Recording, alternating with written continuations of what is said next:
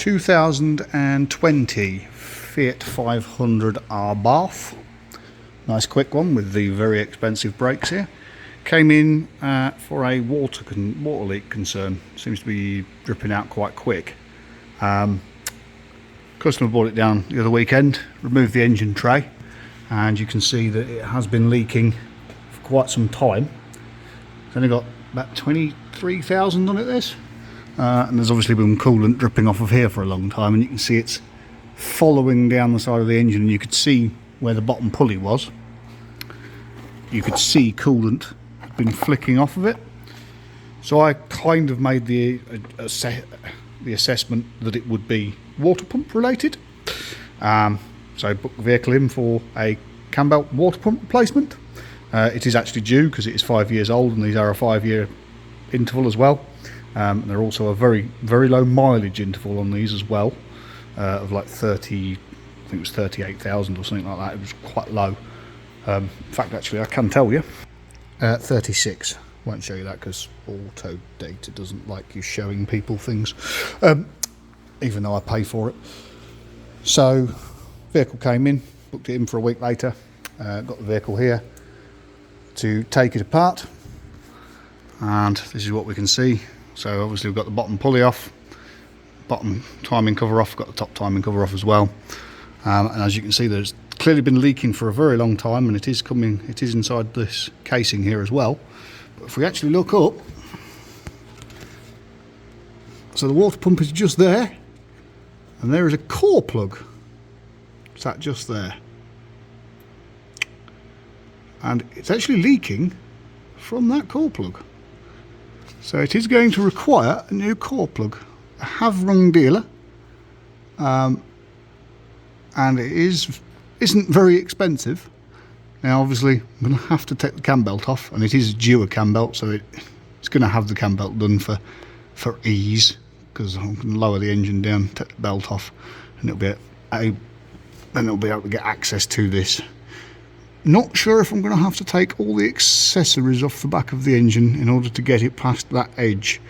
That will be interesting to find out. But yeah, so if you've got a Fiat 500 with a water leak coming from behind the timing cover, it may not be the water pump. It could actually be this instead. So we've moved the lift, and it's a bit later. We've finally got the cam belt out of the way. The engine is timed. I've just taken the lower timing tool off and put that in the back in the box over there. It is pinned and the cam is loose, so we can now get to the water pump and this core plug. So you can see this core plug, it is definitely leaking. We now have the new one. The reason that we've moved lift is because they sent the wrong one. So there's the new one. It's got quite a big surface area to seal, so I don't really understand why it hasn't. The reason we're so much later is because they sent me this one, but it's this one I need, so I had to wait another day for that to turn up. So what we're going to do now is remove the water pump, because this is sealed in, and so is this. So we're going to remove this water pump and let all this water drain on the floor, and then get that core plug out. So to put this in, so we've now got it out and cleaned. To put this in, I might have been able to do it without it, but I didn't want to risk it, so I've loosened these 4 bolts here. There's another one here, and there's one on the back of the engine, and then you can slide the alternator and everything this way a bit, which then just gives you enough room to get that square in there, so that when you hit it, it will actually go in square, as opposed to trying to go in and catching the edge and destroying it. So you do have to loosen all that off to change this core plug.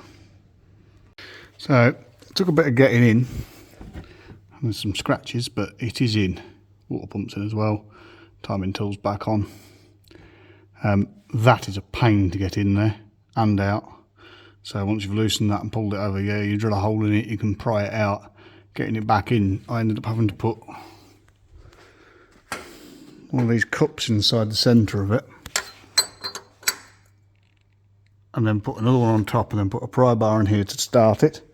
Big pry bar to try and start it, and then get somebody else to come and just take a pry bar and just tap the bottom edge to start it, because every time it kept coming back out. But we're there, it's in. There is sealant oozing out all the way around it, so we've definitely got enough sealant in there. Everything's nice and clean. Water pump, yet again, got sealant coming out around it, and everything's was nice and clean. So those water leaks should now be taken care of. So now I can get the cam belt kit put back on.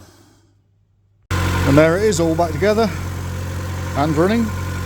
Just going to let temperature come up, make sure that there's no air bubbles in anything, and that everything's bled up, and give it back to the customer.